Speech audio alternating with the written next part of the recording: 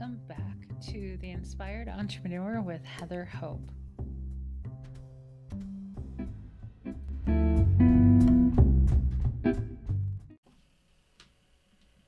Hey guys, welcome back. Happy Tuesday, December 28th or 29th, 2020. We're almost done with the year, aren't we? Okay, let's jump into it. So I decided this weekend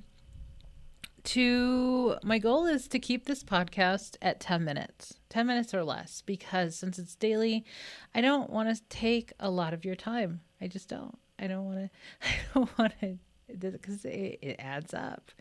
So let's jump into today's message. I hope you're doing well. I hope you had a really great weekend and a really great Monday. And heads up, garbage man's coming down the hill in a few minutes, so you'll hear my dog bark. So it'll just happen. Okay. December 29th. You got to stop looking at reality. You're creating more of the same, unless your reality is how you want it to be. Okay. This, I remind myself throughout the day, because we're living our reality, right? We're just constantly living our current reality. And I love hearing Abraham Hicks talk about like our current reality means diddly squat because that's the old manifestation. So whatever you're living right now, it's old. So if you want to if you're living the same, like kind of the same day over and over and over, kind of like a Groundhog Day or Groundhog Life from the movie The Groundhog, Groundhog Day, that's what it's called. That's actually, I should watch that movie because it's pretty good. Because what he realizes is that he has control to create a new reality. So it's a very much a great movie on creating a new reality, because if you keep focusing on the same thing happens. So, if you keep getting up at the same time, doing the same routine, it's the same, section of time lived over and over and over. That's why it's good to change up your routine once in a while, to try new things, to, do all kinds of things, of course, through inspiration. So if you have an inspiration or if you feel inspired to get up earlier, try getting up earlier, see what happens. If you're inspired to go to bed early, go to bed early. These are just very simple examples. But the thing is, if there's something about your life that you're just not loving, which we all have stuff in our life that we're just not in love with, right?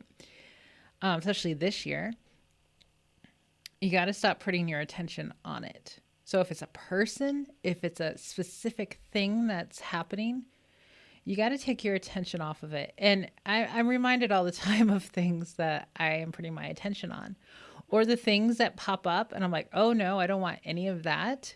So I tell myself, okay, I don't want that. So take your attention off of it. And then I move on to the next subject. It is as simple as that. Now, the time that it's not so simple is if you are a person who says, well, it's not that easy and it's so hard and blah, blah, blah.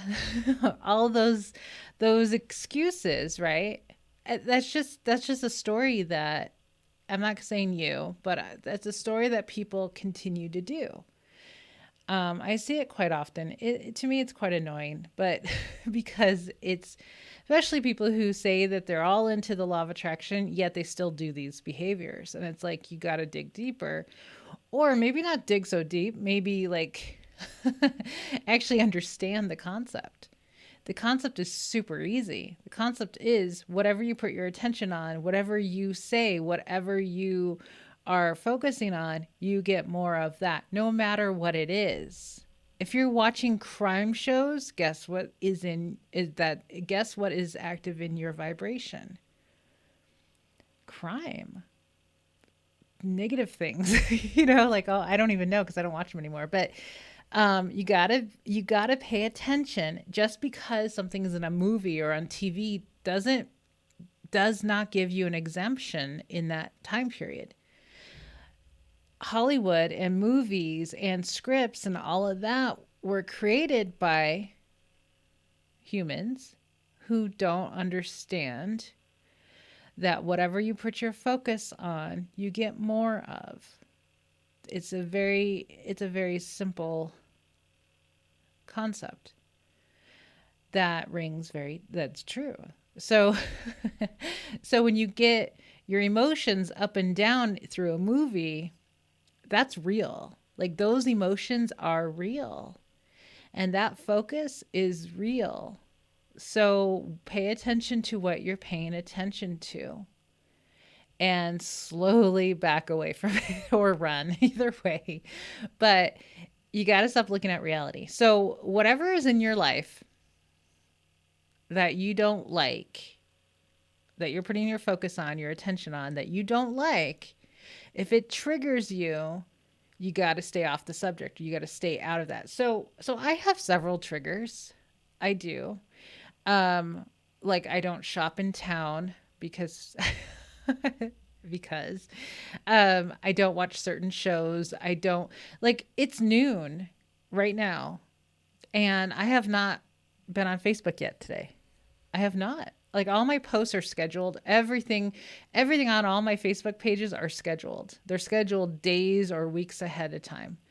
This podcast, the links for it every single day, I schedule that once a week. I do everything way in advance.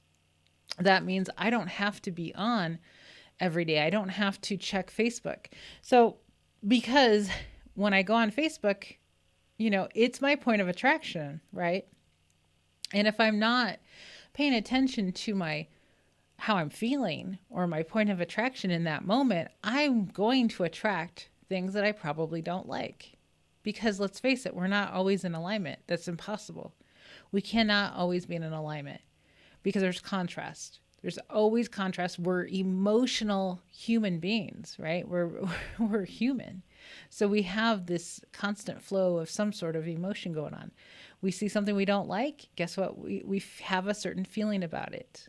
And then we attract more. If we continue down that road with those emotions, we'll attract more of it. Then, and the thing is, I talked about the other day of the receiving mode.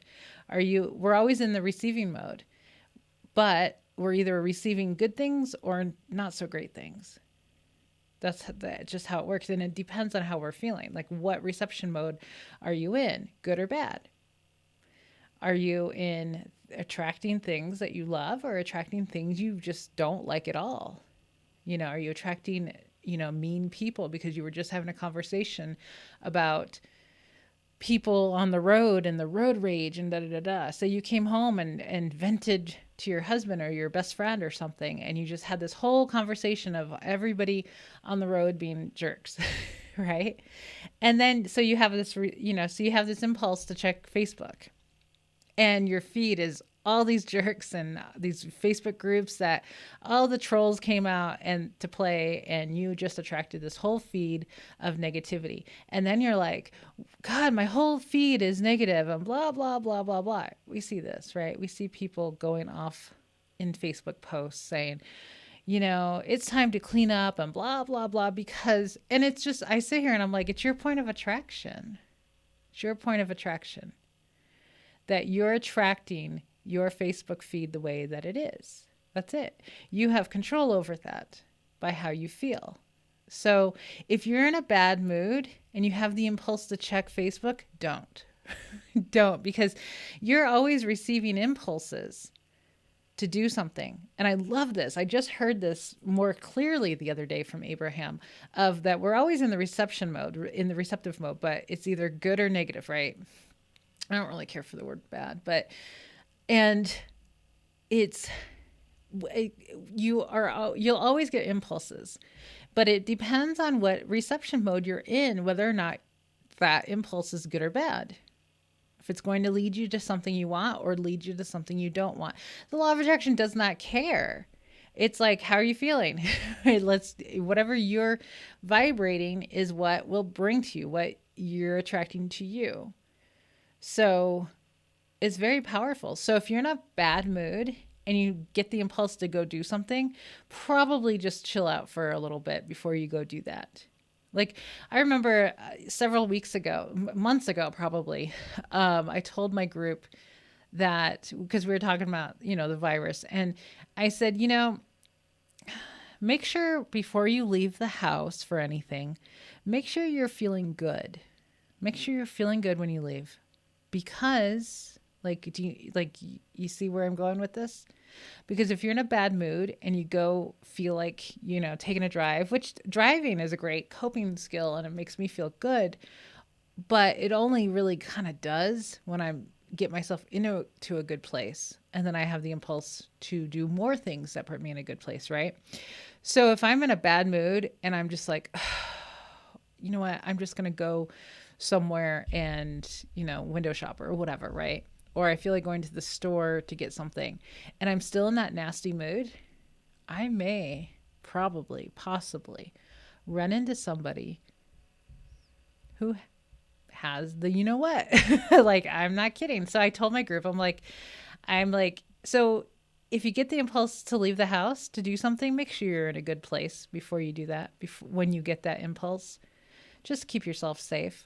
So that's really, the best thing. And if you're in a bad mood, stay in your car. Don't leave your car. Just stay in your car. Don't go shopping unless you're in a good place. If you're in a good place, you're pretty much untouchable because of vibration. Like, nothing negative can touch you if you're in that good place. Just remember, you're not in that good place forever. You're not.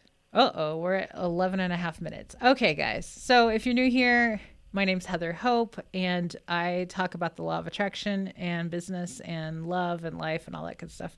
Check out my book called The Inspired Entrepreneur. It's on Amazon. And yeah, have an amazing rest of your day, and I will be back tomorrow. Bye, guys.